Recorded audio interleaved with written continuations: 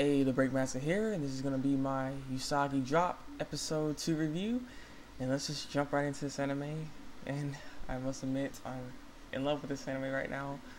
It's just it has this cute factor to it, and it's just so sweet. Like, you can feel down, and like your whole day can be like a bunch of crap and stuff.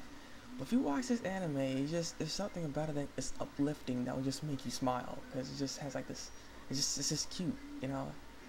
It's a really good anime, and I can't wait for the next episode. If you guys haven't watched this yet, go watch the first 2 episodes. Watch the first episode, then watch this episode, and you'll see what I'm talking about. It just has something about it that's just, it's really nice.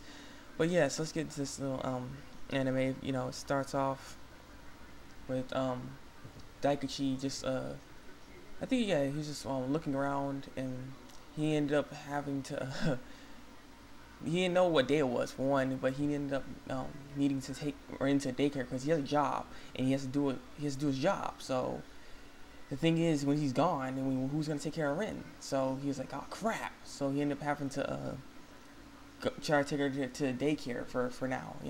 A temporary one, because he couldn't find a full time daycare because of timing. Because you can't just put her in there just like that. You gotta pre-plan some of this stuff and whatnot to get her in there, because someone might not even accept them. But there's one thing I noticed in this anime so far, is that these kids, like, they're very bossy. I mean, this is to keep, like, they don't even say please and stuff like that. So like, just like things like, I don't know how to explain. Like, she's like, the girl Rin, she ends up playing with this kid, and this kid was like comes by and is like, can you read this? Like she, no, he didn't say can you read this, like, read this to me. And it's just like, I mean, I know you'd be nice and say sure, but it's just like, how you see all the kids seem to be like that. And that little girl, yeah, this is a lot. These kids are pretty annoying. I don't know how I can do it, but yeah. So basically, you have to find daycare, and they end up finding this temporary one, but it's pretty far from where his job is to take him there, so that's why it kind of takes him a while to get over there and everything. So he ends up finding this daycare. He ends up putting Rin into it, and when Daikachi tries to leave and stuff like that, Rin started to get a little, like, had this weird looking face, and she started like she seems sad. So Daikachi's like, oh, don't look at me like that. And he ends up doing a pinky swear little thingy and stuff. And he says he's gonna promise you 1,000 meals if he lies and not come back. But he says he's gonna come back as fast as he can and everything. But his job was like all over him. He couldn't even get out of it. So it was like, I'd probably say about an 8, 9 before he even got her, because it was like really, really late. It's nighttime, because basically she got tired at this point. So he ended up having to carry her home and stuff, because she started to fall asleep and everything like that. So they did this for a few nights, and Rin had to ask a question to himself: how long can he handle this? How long can he do this? How can he keep this lifestyle up? And then how he's gonna get a girl? But the thing is, like, why would you say, how you're gonna get a girlfriend? It just doesn't make any sense. Just because you have a kid doesn't mean you're less attractive. I mean, I know there's some girls that are like turned off about that, but there's some girls that are out there like, that's good. And the cause of why he got that kid, the girl's gonna be like, you were just a nice dude. Yeah. But yeah, so he's just thinking about that, and so,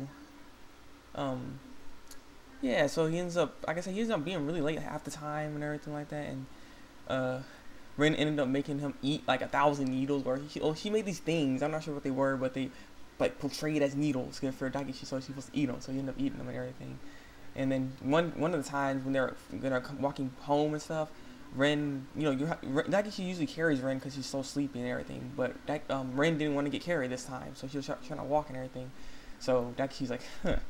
So he ends up picking her up, put her on his shoulders, and start running and stuff like that. And then she wanted him to like run away from the moon, because the moon's all huge, and it was like I said, it was cute. it was really nice. It was really nice. And basically that was basically the episode and everything. So yeah, and oh yeah, at the end of the episode, it's freaking hilarious. Daikachi ends up waking up one time, because they both sleep next to each other, these futon little bed things. They sleeping next to each other. So yeah, and Rin ends up like laying on his futon. So with that, like one of the times she does like a big, like he wakes up. He actually woke up before Rin. Rin already was up, but he looked like he was up before her, and he was like, huh, that's weird. Something wrong? He ends up lifting the covers up, and he ends up seeing this big old wet spot, and he's like, "Oh my god!" and then Ren's like, "No, it's sweat." And he's like, "Yeah, okay, sweat. All right." and then he's like, "Okay, let's just move the futon, get this cleaned up." I was like, but she said it's wet. And he's like, "No, I just agreed with you, didn't I?" Yeah. And that's basically the end of the episode. I like the ending. I love the ending song. But yes, leave a comment. Tell me what you think about this episode. Like, how are you guys liking Usagi drop right now? Tell me what you think in the comments below. Rate me, subscribe to my channel, and see some more views from me.